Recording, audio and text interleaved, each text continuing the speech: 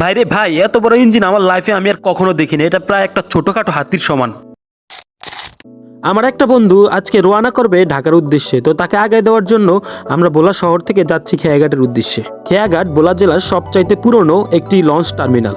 একসময় এই খেয়াঘাট লঞ্চ টার্মিনালটির দাপটি ছিল আলাদা। কালের বিবর্তনে এবং নদীর গভীরতা কমে যাওয়ার কারণে এখানে বিভিন্ন লঞ্চ বিভিন্ন সময় আটকে যায়, আর এই জন্য এই ঘাটটি প্রায় বন্ধের পথে।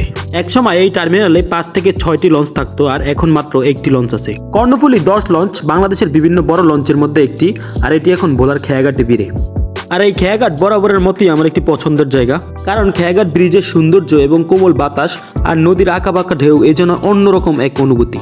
খেয়াঘাট আসলে আমি সবসময় এখানে ঝালমুড়ি খেয়ে থাকি, কারণ এখানকার ঝালমুড়িটা আমার কাছে অসাধারণ লাগে। গরম গরম ছোলা, চানাচুর এবং কাঁচামরিচ আর নদীর অসাধারণ সৌন্দর্য দেখতে দেখতে ঝালমুড়ি খাওয়ার মজাটাই আলাদা। তো খাওয়া দাওয়ার পর্ব শেষ করে বন্ধুকে আগে দেওয়ার জন্য যাই লঞ্চের ভিতরে।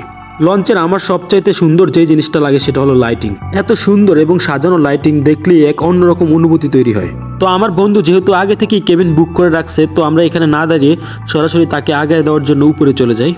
আমার বন্ধুকে তার গন্তব্যে পৌঁছানোর পরে আমি চলে যাই লঞ্চের সামনে, আর সেখানে কিছুক্ষণ ছবি তুলি। তারপরে চলে যাই লঞ্চের লাইটটার কাছে, আর এই লাইটটার ভিতরে কি আছে আজকে দেখার জন্য আমি খুব কাছাকাছি চলে গেলাম। কিন্তু মজার কথা হলো এটার মধ্যে যে কি আছে সেটাই আমি ঠিকমতো দেখতে পারলাম না। তো লঞ্চের লাইটটা দেখার পরে আমার মাথায় আসলো যে লঞ্চের লাইটটা যদি এত বড় হয় তাহলে লঞ্চের ইঞ্জিনটা কত বড় হবে।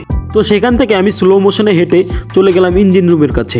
লঞ্চের ইঞ্জিন দেখে আমি তো পুরাই ডাসকি খেয়ে গেলাম, যদিও আমি লঞ্চের ইঞ্জিন এত কাছে থেকে কখনো দেখি নাই। ইঞ্জিন রুমে যে ইঞ্জিনিয়ার থাকে তার পারমিশন নিয়ে আমি চলে গেলাম একেবারে ইঞ্জিন রুমের ভিতরে। আর এই লঞ্চের 2টা ইঞ্জিন, প্রত্যেকটা ইঞ্জিন এক একটা হাতির মতো বড় বড়। আর আমার সামনে যে পাইপটাই দেখতে পাচ্ছেন এটি হলো লঞ্চের সাইলেন্সার পাইপ, যেটা দিয়ে ধোঁয়া এবং শব্দকে নিয়ন্ত্রণ করা হয়। ইঞ্জিন রুমে কিছুক্ষণ ঘোরাঘুরির পরে লঞ্চ সম্বন্ধে আমার ধারণাটা পুরো চেঞ্জ হয়ে গেল। আমি ভাবতাম লঞ্চের মনে হয় অনেক বড় ইঞ্জিন, কিন্তু এত বড় ইঞ্জিন হবে যে আমি কখনো সেটা ভাবিনি। যাই হোক, আমার ধারণাও চেঞ্জ হলো আর লঞ্চ ছাড়ার সময়ও চলে আসলো। তো আজকের মতো আমি এখানে বিদায় নিচ্ছি। সবাই ভালো থাকবেন, সুস্থ থাকবেন। ইনশাআল্লাহ আবারও দেখা হবে নতুন কোনো ভিডিওতে।